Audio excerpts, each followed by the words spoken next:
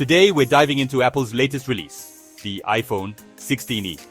Now this isn't just any iPhone, it's the newest, most affordable option in Apple's lineup, starting at just $599.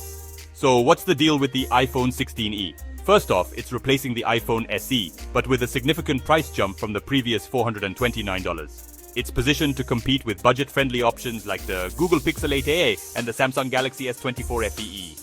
Let's get into the specs. The iPhone 16e packs the powerful A18 chip, the same one as the iPhone 16 and 16 Plus, though it has one less GPU core. This chip powers Apple's new Apple Intelligence features, making the phone snappier and smarter. One of the coolest additions is the action button. This replaces the mute switch and can trigger shortcuts and visual intelligence. But note, it doesn't have camera control like its pricier sibling.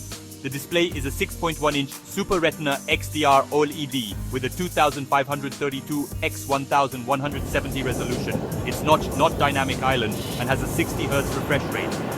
So don't expect the higher peak brightness found in the iPhone 16.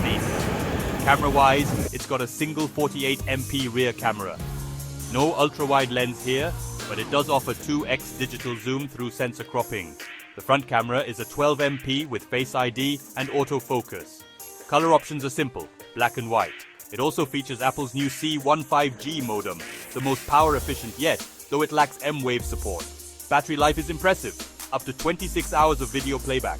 Charging options include Qi wireless charging and fast charging, but there's no MagSafe. And for those wondering, the iPhone 16e offers powerful performance, good battery life, and an affordable price point. What do you think about the new iPhone 16e? Let me know in the comments below.